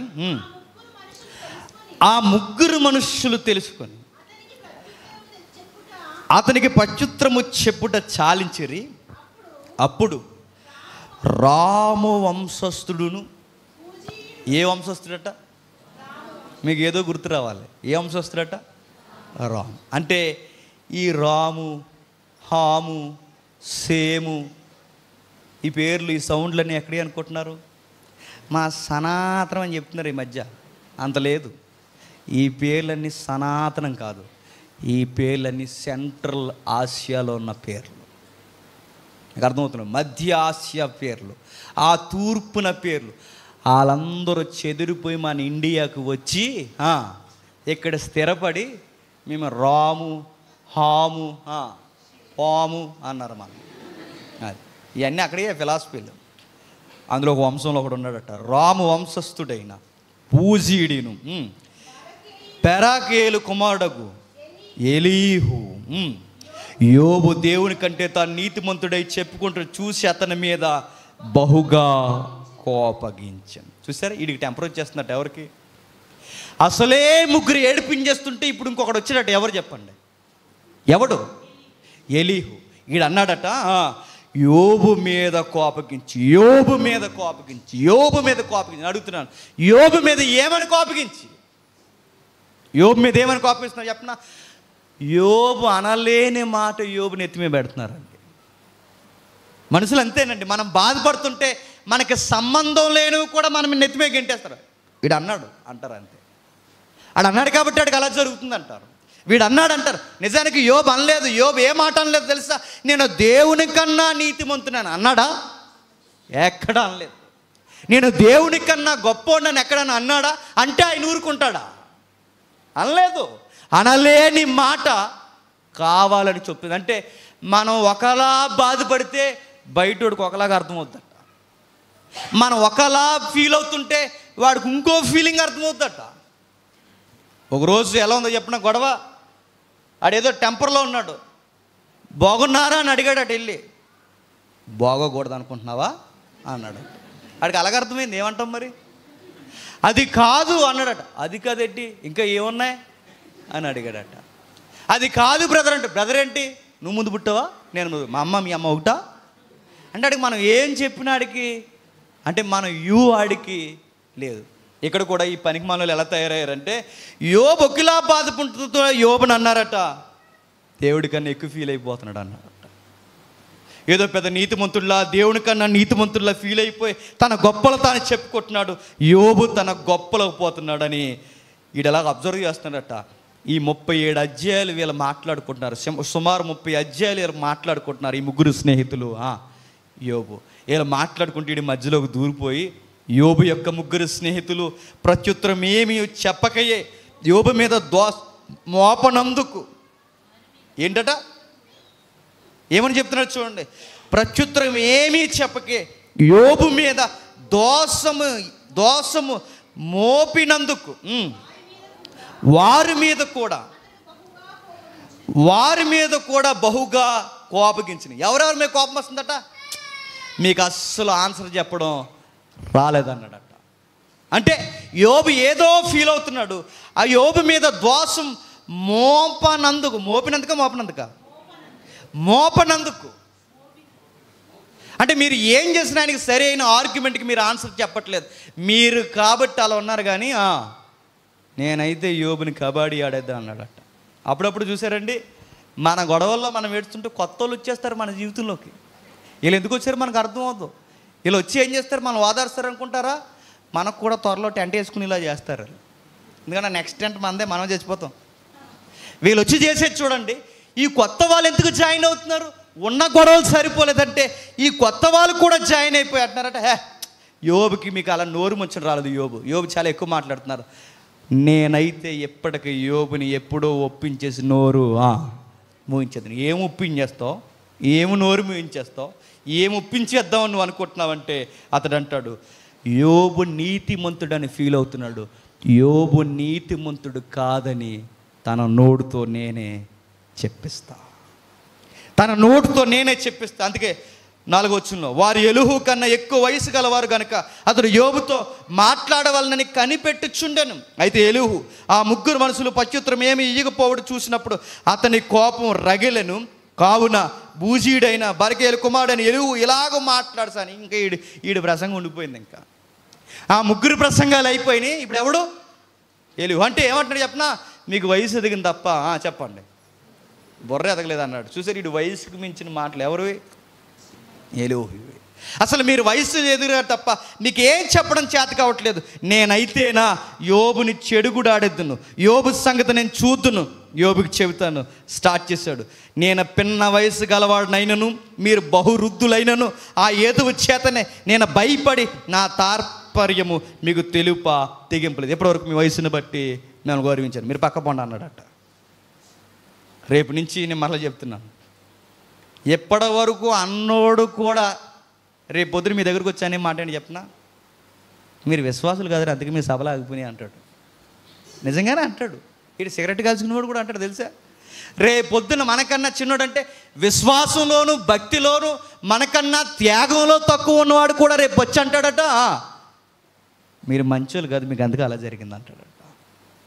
మనకన్నా తక్కువలో మనకన్నా ఇబ్బందికరమైన పరిస్థితుల్లో ఉన్నవాడు వచ్చి అంటాడట, మీ వృద్ధాప్యం ఏమైపోయింది, మీ అధిక సంఖ్య గల ఏండ్ల జ్ఞానము బోధింప తగని ఆ జ్ఞానము ఏమైపోయింది చెప్పేస్తారా నేను అనుకుంటుని.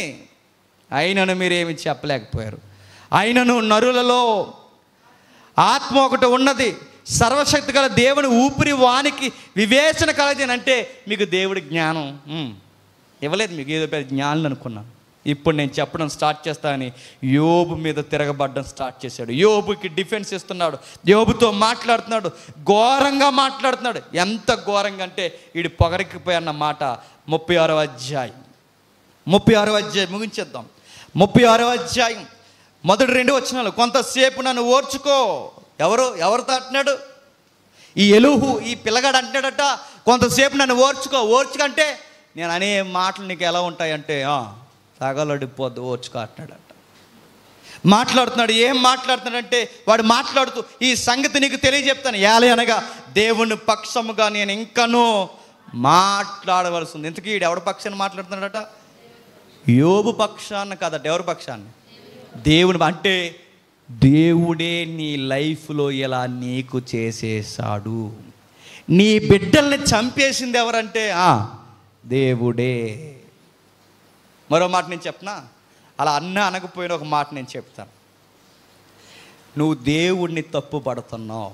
నీ లైఫ్లో పాపం లేకపోతే నీకు ఇన్ని సమస్యలు రావు.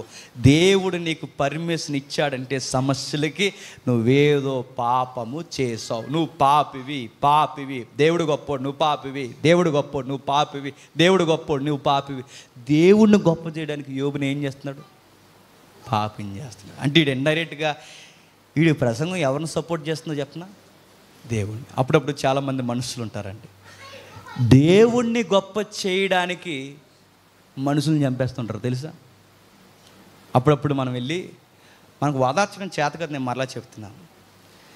ఎప్పుడైనా వాదార్చినప్పుడు ఒక మాట చెప్పండి, బ్రదర్, దేవుడు శ్రమలు ఇచ్చినప్పుడు శ్రమల నుంచి లేవనెత్తువాడు కూడా ఆయనని చెప్తే బాగుంటాం.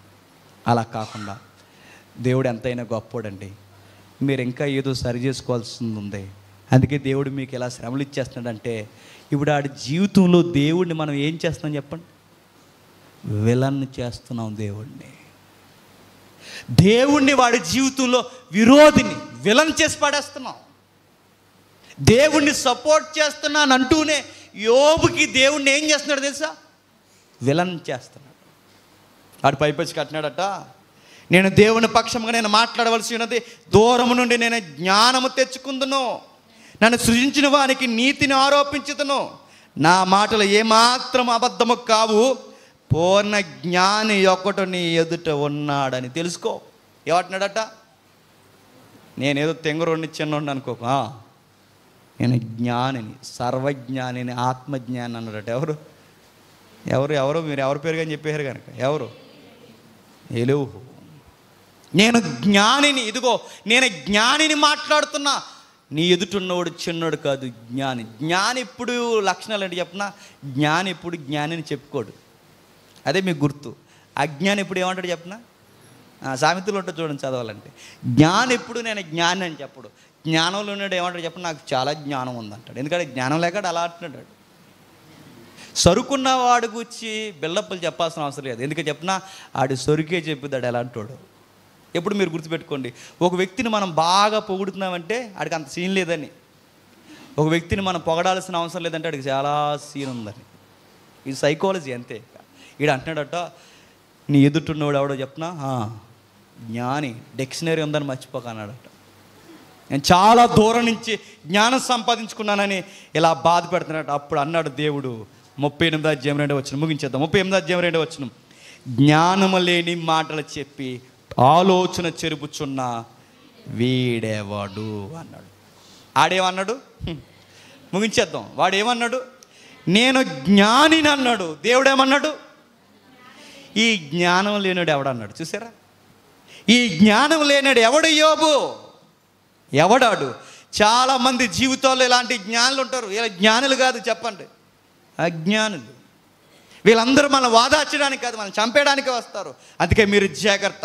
ఇతరులు మరింత బాధకి మనం లోన్ చేసినప్పుడు సత్యాన్ని బాగా గుర్తుపెట్టుకోండి. ఎవరైనా బాధకు లోనైపోయినప్పుడు, ఎవరైనా ఇబ్బందికి లోనైనప్పుడు సత్యాన్ని అడ్డు పెట్టుకుని వారిని మరింత బాధలోని గెంటడం సత్యవంతుల లక్షణం అని అనిపించుకోదు. అది జ్ఞానం అని అస్సలు అనిపించుకోదు. ఈ మాట మీకు అర్థమైందో లేదో.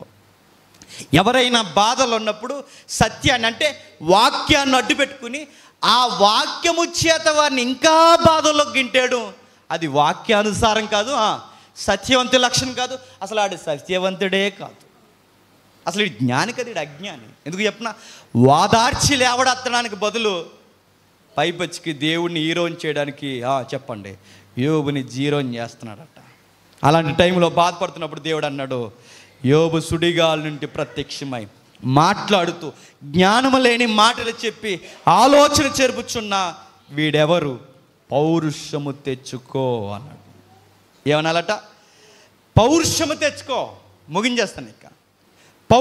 పౌరుషం అంటే నీ డిగ్నిటీని తగ్గనవక అన్నాడు. ఎవడో వచ్చి అజ్ఞాని నీకు అడ్డంగా వాగితే కంగారు అయిపోతాయి, యోబు పౌరుషం లేదు అన్నాడు.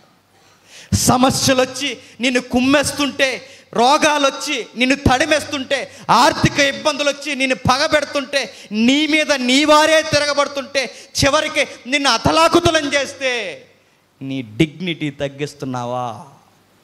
పౌరుషం చచ్చిపోయిందా? మనతో వచ్చిన గొడవ ఏంటో చెప్పనా, శ్రమలు ఎక్కువైపోయినప్పుడు మనం లూజ్ అయిపోతాం. శ్రమలు ఎక్కువైపోయినప్పుడు మనల్ని మనం కృంగదీసేసుకుంటాం. ఎంతగా అయిపోతాం చెప్పనా, ఈ బతుకే కన్నా చెప్పండి చచ్చిపోతే మంచిదంట. అంటే చెప్పిన మన మీద మనమే నమ్మకాన్ని కోల్పోయాం. యోబు ఈ బాధలు అంటున్నాడట, నేను బతకడం వేస్ట్, చచ్చిపోతే బాగున్ను. నేను పుట్టడం వేస్ట్, పుట్టకపోతే బాగున్ను. నాకు అమ్మే లేకపోతే బాగున్ను. మా అమ్మకి గర్భమే లేకపోతే బాగున్ను. మా అమ్మ గర్భంలో నేను లేకపోయినా, ఒకవేళ ఉన్నా ఆ పిండమగా జారిపోయినా బాగున్ను. మా అమ్మకి దగ్గర ఒక కొడుకుగా లేకపోతే బాగున్ను. ఆ జీవితం ఒకవేళ ఇప్పటికిప్పుడే పాతాళానికి పోయినా బాగున్ను. ఒక మాటలో చెప్పాలంటే సమస్యలతో వచ్చే ప్రమాదం ఏంటంటే మన ఆత్మ గౌరవాన్ని, సామర్థ్యాన్ని కూడా చంపేసి మన చేతగాని వాడిని చేసి మనల్ని అనిపిస్తే నువ్వు ఒక పనికి మాని వాడివి, వేస్ట్ గాడివి, చచ్చిపో అని ఈ సమస్యలు మనల్ని డిప్రెషన్లో గెంటేస్తాయి. ఆ టైంలో మనకు అన్నం తినాలనిపించదు. ఆ టైంలో నలుగురిలో మనకు ఉండాలనిపించదు. ఆ టైంలో బతకాలనిపించదు. ఆ డిప్రెషన్ ఏమంటుంది చెప్పనా, ఈ డిప్రెషన్ కన్నా నీకు సావే సుఖంగా ఉంటుంది అనిపిస్తుంది. అలాంటి డిప్రెషన్లో ఉన్నప్పుడు యోబు తాటినాడట, చచ్చిపోకు, నీరసించిపోకు, అయిపోయాను అనుకోకు. ఆ టైంలో నీకు చెబుతున్నాను, పౌరుషం తెచ్చుకో, లేచి నిలబడు. నీ నడుము బిగించుకో, లేచి నిలబడు. నీ నడుము బిగించుకో. నీకు నేను చెప్తున్నా, లేచి నిలబడి నడుము బిగించుకో. నడుము బిగించుకంటే ఏంటి, నువ్వు స్టాండింగ్లో ఉండండి. నడుము బిగించంటే లూజ్ అయిపోకని. సమస్యలు వచ్చినప్పుడు కొడుకులు చచ్చిపోతే చచ్చిపోతావా, భర్త చచ్చిపోతే చచ్చిపోతావా, భార్య చనిపోతే చనిపోతావా, రోగాలు వస్తే పోతావా? చచ్చిపోవడానికి పుట్టావా? చచ్చిపోవడానికి నేను పుట్టించానా? చచ్చిపోతానంటావేంటి? పుట్టకపోతే బాగుండంటే లేచి నిలబడి పౌరుషం తెచ్చుకో. నేను చెప్తున్నా రోసం గల దేవుణ్ణి, లేచి నిలబడారు. యోబుకే కాదు, నీకు నాకు చెప్తున్నాడు. ఏ సమస్యలున్నా, ఏ ఇబ్బందులున్నా చావు పరిష్కారము కాదు. ఏ ఇబ్బందులు వచ్చినాయని మళ్ళీ చెప్తున్నాను, సమస్యల్లో మీ ఆత్మ గౌరవాన్ని తగ్గించకండి, సమస్యకు ఎదురెళ్ళండి అంతే. ఎందుకు చెప్పిన, సమస్యను చూసి పరిగెట్టేవాడు చేతగానోడు, సమస్యకు ఎదురు పరిగెట్టి ఎదురు నిలబడేవాడు చెప్పండి పౌరుషం కలిగినాడు దేవుడి బిడ్డ. భయపడకండి, ఏమొచ్చినా మా అయితే ఏం చేస్తాయండి, చంపేస్తాయి అంతేగా. ఆ చచ్చేది ఎలాగ చచ్చిపోతాయి ఏదో ఒక రోజు. ఆ చచ్చేది ఏదో విజయకేతనం సమస్యకి ఎదురెళ్ళి చస్తే ఆడి మగాడండి, సమస్యకి ఎదురెళ్ళి చచ్చిపోడు అంటారు. అలా కాకుండా 80 సంవత్సరాలు బతికి సుగరోజు చచ్చిపోతే ఆ సావు ఎందుకు? రోగాలు వచ్చి చనిపోతే ఆ చావు ఎందుకు? చచ్చేది ఏదో సమస్యలకి పోరాడి చచ్చిపోతాం. ఇది దేశ నాయకులు చెప్పుంటాయి కాదు, బైబిల్ చెప్తుంది. సమస్యలకు ఎదురెళదాం. దేశ నాయకులు అన్నారు స్వతంత్ర ఉద్యమంలో, పోరాడండి, మహా అయితే పోయేదండి ప్రాణాలు తప్ప అన్నారు. దేవుని భక్తుడిగా నేను చెప్తున్నాను, దేవుని పిల్లలు చెప్తున్నాను, పోరాడండి, మహా అయితే పోయేది ప్రాణం, లేకపోతే ఆ సమస్యలు అంతే. రెండిట్లో ఏదో పోవాలి. యోబుకు చెప్తున్నాడు, పౌరుషం తెచ్చుకో, లేచి నిలబడు, నడుం బిగించుకో. నీకు కొన్ని క్వశ్చన్ చేస్తాను, ఆన్సర్ చేయి అన్నాడు. ప్రశ్నలు చెప్తాను, దానికి ఆన్సర్ చేయి. ఏం ప్రశ్నలు ప్రభు అంటే, భూమి ఎప్పుడు పుట్టిందో నీకు తెలుసా? పౌరుషం ఉందా, డిగ్నిటీ ఉందా అని అడుగుతున్నాడు. ఎందుకో చెప్పినా, దేవుడు క్వశ్చన్స్ అడగడానికి ముందు యోబుని ప్రిపేర్ చేస్తాడు. ఎందుకు చెప్పినా, సమస్యల్లో మైండ్కి ఉండే లక్షణం ఏంటి చెప్పినా, అది మొద్దుబారిపోద్ది, ఏం ఆలోచిస్తుందో ఏం తెలియదు మనకి. సమస్యల్లో ఉండే లక్షణం ఏంటి చెప్పినా, మనం సహజంగా ఆలోచించే ఆలోచనలు కూడా మర్చిపోతాం. యోబుకు దేవుడు అది చెప్తున్నాడు, ముందు సమస్యలు పెట్టి నువ్వు రెడీ అవ్వు, నువ్వు శక్తి తెచ్చుకో, నేను ప్రశ్నలు అడుగుతాను. ఆ ప్రశ్నలు నువ్వు ఆలోచిస్తే నీ లైఫ్కి మీనింగ్ దొరుకుతుంది. ఏమడుగుతున్నాడు చదువుదాం. చదివితే పావు గంట, చదవకపోతే 1 గంట. చదవండి మరి.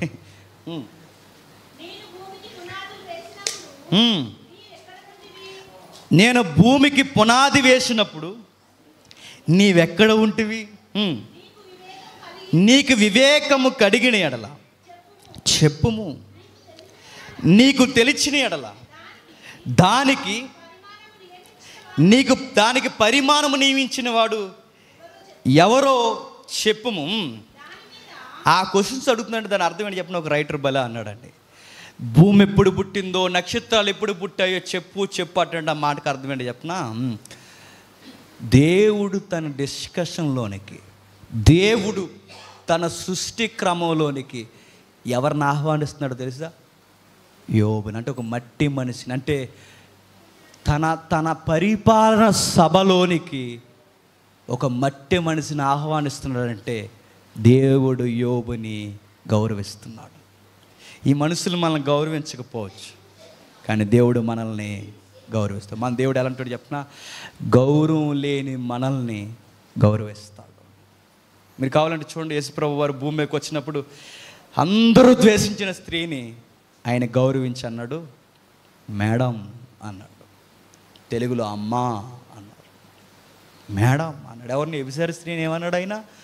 మేడం అన్నాడు. కుష్ఠరోగుల చేతులు పట్టుకుని గౌరవించాడంటే మన దేవుడు ఎలాంటి వాడంటే గౌరవం లేని మనల్ని గౌరవిస్తాడు. యోబుని ఎంత గౌరవిస్తున్నాడంటే, రా నేనేం చేస్తున్నానో నాతో కలిసి ఆలోచించు రా అంటున్నాడు. ఆ ప్రశ్న అడుగుతున్నాడు, భూమి ఎప్పుడు పుట్టింది? నేను చదువుతాను, మీరు చూడండి 4వ వచనంలో, ఎప్పుడు పుట్టిందో నీకు తెలుసా? ఒకవేళ పుట్టినప్పుడు నీ ఉంటివా? ఈ మాటలు రిపీట్ అవుతాయి చూడండి. మరో మాట, పునాది వేసి దానికి పరిమాణం వేసిన వాడు ఎవడో నీకు తెలుసా? 2 రిపీటెడ్గా వచ్చే మాట్లాడి చెప్పనా, చెప్పు, ఉంటివా, తెలిస్తే చెప్పు, నీ ఉంటివా. చెప్పుము, నీ ఉంటివా అన్నాడంటే అని అర్థం ఏంటి చెప్పనా, నువ్వు లేవు అని. భూమిని పుట్టిస్తున్నప్పుడు నువ్వు ఉంటివా అంటే నువ్వు లేవు యోబు. భూమి నిరాకారముగా ఉన్నప్పుడు నీ ఉంటివా అంటే నువ్వు లేవు. ఉదయ నక్షత్రాలు ఏకముగా కూడి పాడుతున్నప్పుడు నీ ఉంటివా అని అడుగుతున్నాడంటే నువ్వు లేవు. చాలామంది ఉన్నాడు అన్నారు, లేడు. ఉదయ నక్షత్రాలకు ముందు ఉదయమే వస్తున్నప్పుడు దాని మూలమేంటో నీకు తెలుసా? ఉంటే చెప్పు. నువ్వు లేవు. చీకటికి మూలం ఎక్కడో నీకు తెలుసా? లేవు. గాఢాంధకారం ఎక్కడో నీకు తెలుసా? నీకు తెలియదు. నక్షత్రాలు ఎలా పుడతాయో ఎలా నశిస్తాయో నీకు తెలుసా? లేదు.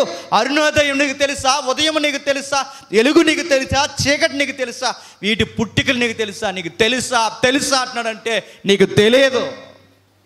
నీకు తెలుసా అని అడుగుతున్నాడంటే నీకు తెలియదు, నాకు తెలుసు.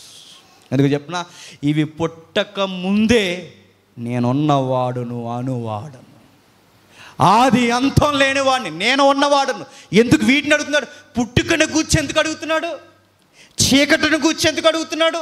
వెలుగును గూర్చి ఎందుకు అడుగుతున్నాడు? ఉదయ నక్షత్రాల గూర్చి ఎందుకు అడుగుతున్నాడు? వీటన్నిటి గూర్చి యోబుని ఎంతలా అడుగుతున్నాడు? ఇలా అడగడానికి కారణం ఏంటి? యోబుని ఇంత విశాలమైన ఈ ప్రశ్నలు ఎందుకు అడుగుతున్నాడు? బాధల్లో ఉన్న ఆయన్ని ప్రశ్నలు ఎందుకు అడుగుతున్నాడంటే కారణం ఒకే ఒక్కటే. పుట్టినప్పుడు నువ్వు ఉంటివా అంటే దాని అర్థం ఏంటో తెలుసా? పుట్టుకను గూర్చి నిందించుకుని బాధలు వచ్చినప్పుడు చచ్చిపోతే బాగున్నట్టున్నావే యోబు, అసలు భూమి ఎప్పుడు పుట్టిందో నీకు తెలుసా అన్నాడు. ఆ మాటకు అర్థం ఏంటో చెప్పనా? పుట్టుక గూర్చి నువ్వు నిందించుకుంటున్నావు, అసలు పుట్టుక విలువ నీకు తెలుసా? మరో మాట చెప్పనా? నువ్వు పుట్టిన దాన్ని నువ్వు నిందించుకుంటున్నావు, అసలు భూమి ఎప్పుడు పుట్టిందో నీకు తెలియదు. చీకట్లో రాలిపోతే బాగున్నావు యోబు, నీకు చెప్తున్నాను, చీకటి ఎప్పుడు పుట్టిందో నీకు తెలుసా? వెలుగు లేకపోతే బాగున్నావు, వెలుగు ఎప్పుడు పుట్టిందో నీకు తెలుసా? నక్షత్రాలు చూడకుండా మాయమైపోతే బాగున్నావు, వెలుగు నక్షత్రాలు లేని కాలం, నక్షత్రాలు వచ్చే కాలం ఒకటి ఉందని నీకు తెలుసా? నీకు తెలియదు. యోబుని ఏమంటున్నాడు చెప్పనా? నీ పుట్టుక వెనక ఇన్ని పుట్టించిన వాడు ఉన్నాడని మర్చిపో. నీ పుట్టిక వెనక ఇన్ని చేస్తున్నవాడు మర్చిపోకు. మరో మాట నేను చెప్తున్నాను. ఎందుకు ఇలా చెబుతున్నాడంటే, దేవుడు చెబుతున్న మాట ఏంటంటే, నువ్వు వాడిన పదాలనే నేను అడుగుతున్నాను అన్నాడు. అవునా? యోబు ఇవన్నీ వాడాడు. ఎక్కడ వాడాడు? ఈ 38లో దేవుడు అడుగుతున్న ప్రశ్నలు 3వ అధ్యాయంలో యోబు అడిగాడు. మీకు అర్థమైందో లేదో ఇక ముగించేస్తాను. 3వ అధ్యాయంలో ఏమన్నాడు చూడండి ఒకసారి. యోబు గ్రంథం 3వ అధ్యాయం 2వ వచనం. యోబు ఇలాగనెను, నా తల్లి గర్భద్వారం అది మూయనందుకు, నా నేత్రములు అది బాధ మరుగు చేయనందుకు నేను పుట్టిన దినము లేకపోతే బాగున్నగాక. దేవుడు అన్నాడు, నీకు పుట్టినరోజే లేకపోతే బాగున్న అన్నాడు. రోజు ఎప్పుడు పుట్టిందో యోబు నీకు తెలుసా అన్నాడు. యోబు మరో మాట అన్నాడు 4వ వచనంలో, ఆ దినము అంధకారమైతే బాగుందన్నాడు. దేవుడు అన్నాడు, అంధకారం ఎలా వస్తుందో నీకు తెలుసా? యోబు అన్నాడు, వెలుగు లేకపోతే బాగున్నాం, దాని మీద ప్రకాశింపకుంటే బాగున్నాడు. దేవుడు అన్నాడు, వెలుగు ఎలా వచ్చిందో నీకు తెలుసా? 5వ వచనంలో, చీకటి గాఢాంధకారం మరలా దాన్ని తమ యొద్దకు తీసుకొనును గాక. దేవుడు అన్నాడు, చీకటి ఎలా వచ్చిందో నీకు తెలుసా? 5వ వచనంలో 2వ మాట, పగల కమ్మినట్టు అంధకారం దాన్ని బెదిరిస్తే బాగున్నో, దాన్ని కమ్మేస్తే బాగున్నో. అంధకారం ఎలా ఉందో తెలుసా? గాఢాంధకారం పగలు ఎలా ఉందో తెలుసా? అర్ధరాత్రి అంధకారము, ఆ రాత్రి ఉంటే బాగున్నావు. ఆ అర్ధరాత్రి అంధకారం ఎలా వస్తుందో నీకు తెలుసా? యోబుని ఏమన్నాడు తెలుసా? ఏ బాధలో, ఏ ప్రశ్నలు, ఏ సుడిగాలి అయితే బాధ పెడుతుందో ఆ సుడిగాల్లో నుంచి నేను చెప్తున్నాను, నీకు నేనున్నాను. ఏ చీకటిని చూసైతే ఇది లేకపోతే బాగున్నావో ఆ చీకటిని చెప్పి నీకు చెప్తున్నాను, ఆ చీకటిని కలగజేసిన వాడిని చెప్తున్నాను. ఏ వెలుగును గురించి మాట్లాడావో ఆ వెలుగుని కలగజేసిన వాడిగా నేను చెప్తున్నాను, నీ జీవితం వెలుగుమయంగా మారుస్తాను. యోబో మర్చిపోకు. భూమి నిరాకారముగాను శూన్యముగాను ఉన్నప్పుడు భూమిని అందంగా తయారు చేసిన వాడను నేనే. భూమికి ఏ ఆకారం లేనప్పుడు దానికి ఆకారం తెచ్చిన వాడిని నేనే. మరో మాట, యోబు భూమిని అందంగా మార్చిన వాడిని, అగాధ జలాల్ని అద్దులేసిన వాడిని, గాఢాంధకారాన్ని వెలుగులతో నింపేసిన వాడిని, పాడైపోయిన నీ జీవితాన్ని మరలా మార్చలేనా యోబు, చేతనైతే చెప్పన్నాడు. చూసాడా ఆ ప్రశ్న ఎంత బాగా అడుగుతున్నాడు చూడండి. ప్రశ్నలతోనే మన ప్రశ్న జీవితానికి దేవుడు సమాధానం చెబుతున్నాడు. భూమికి పునాదేసి నిరాకారమైన భూమికి ఆకారాన్ని ఇచ్చిన వాడిని, వెలిగిని అందంగా మార్చిన వాడిని, పాడైపోయిన నీ జీవితం, ధూళైపోయిన నీ జీవితం, నాశనం అయిపోయిన నీ జీవితం, పీకల్లోతు యూబుల్లో కూరుకుపోయిన నీ జీవితాన్ని మరలా అందంగా మార్చలేను అనుకుంటున్నావా? భూమినే మార్చిన వాడిని నీ బతుకును మార్చలేనా? సుడిగాలులో నుంచి చెబుతున్నా, నీ లైఫ్ని నేను మరలా మార్చేస్తా. యోబు గ్రంథం అయ్యేసరికి మనకి బ్యూటిఫుల్ వచనాలు ఏంటో చెప్పిన, యోబు మరింత ఆస్తిపరుడైపోయాడట. యోబు గ్రంథం అయ్యేసరికి మరింత విచిత్రమైన మాట ఏంటో తెలుసా? యోబుకి బహుమంది కొడుకులు కూతుర్లు పుట్టారట. మరో మాట చెప్పిన, యోబుకి దేవుడు అన్నాడు, భూమి ఉన్నప్పుడు ఉన్నవాడు ఈరోజు నీతో ఉన్నాడు, చీకటి ఉన్నప్పుడు ఉన్నవాడు ఈరోజు నీతో ఉన్నాడు, గాఢాంధకారం ఉన్నప్పుడు ఉన్నవాడు నీతో ఉన్నాడు. మరలా నేను చెప్తున్నాను యోబు, నీ ఉంటివా అని అడుగుతున్నాను. నువ్వు లేవు, నేనుంటిని. ఆ రోజున్నవాడిని ఈరోజున్నాను, ఈరోజున్న నేను రేపుంటాను, ఎల్లకాలము సదాకాలము నీతో నేను ఉంటానని మాటిస్తున్నాను యోబు. టెన్షన్ అవ్వకు, పౌరుషం తెచ్చుకుని నడుము బిగించుకో. నీ లైఫ్కి నేను గ్యారంటీ. ఏం చూసి భయపడుతున్నా? తుఫానా, చావులా, రోగాలా, లైఫ్ పార్ట్నర్ డైలాగులు కొడుతుందానా? దేని చూసి బాధపడుతున్నా? ఇదంతా స్క్రాప్, చెత్త పక్కకు దోచేసి నా వైపు చూడు. అది సుడిగాలైనా ఆ సుడిగాలి కూడా చెమటెక్కించేవాడు ఉన్నాడని మర్చిపోకు. అది ఎంత సమస్య అయినా ఆ సమస్యను తొంగలోకి దొక్కేవాడు నీతో ఉన్నాడని మర్చిపోకు. నేనున్నా అన్నాడు ఆయన. నేనున్నా, నీ మాటకి సమాధానం నేను చెబుతా. నేను ప్రతిదీ చూస్తున్నాను యోబు, నీ గూర్చి నేను చెబుతున్నా. చివరిగా 4 పాయింట్లు, లైన్స్. దేవుడు కొన్నిసార్లు ప్రశ్నలతోనే మనకు సమాధానం. మన జీవితంలో బాధలుంటే ఆ బాధల్లో నుంచే మనకి పాఠాలు. 3, మన మీద మనకే గౌరవం పోయినప్పుడు ఆ టైంలో దేవుడు అంటాడు, నీ గౌరవాన్ని, నీ ఆత్మగౌరవాన్ని తగ్గించుకోకు. యోబుతో మాట్లాడిన దేవుడు అదే ప్రశ్నలతో నీతో నాతో కూడా మాట్లాడతాడు. ఆ ప్రశ్నలు ఏంటో నీకు తెలియాలి. నీ లైఫ్లో కొన్ని క్వశ్చన్స్ ఉంటాయి. ఇగో ఈరోజు ఈ సభకి కొన్ని ప్రశ్నలు నుండిపోయాయి. సభ ఆగింది ఏమో మనకు తెలియదు. ఆ ప్రశ్నలో ఏం సమాధానం ఉందో ఇది అయిన తర్వాత మీకే తెలియాలి. వర్షం వచ్చింది, అది ఎందుకు వచ్చిందో మనకు తెలియదు. ఆ ప్రశ్నలో ఏం సమాధానం ఉందో ఎన్నో దేవుడు. మన తీరుతెన్నులు వేరు, ఆయన ఆలోచనలు వేరు. యోబుతో ఉన్న దేవుడు ఈ మీటింగ్ చేసిన వారితో, ఇక్కడికి వచ్చిన వారితో, ప్రతి ఒక్కరితో ఉంటాడు. బాధలు కలకాలము ఉండవు, సమస్యలు జీవితాంతం రావు. మనతో ఉండేవాడు ఎల్లకాలం ఉండేవాడు, అప్పుడున్నవాడు, ఇప్పుడున్నవాడు, రేపు ఉండేవాడు, ఉన్నవాడు మనతో ఉన్నాడు. మనం భయపడవలసిన అవసరమే లేదు లేదు లేదు. మీ శ్రమ వ్యర్థము కాదు.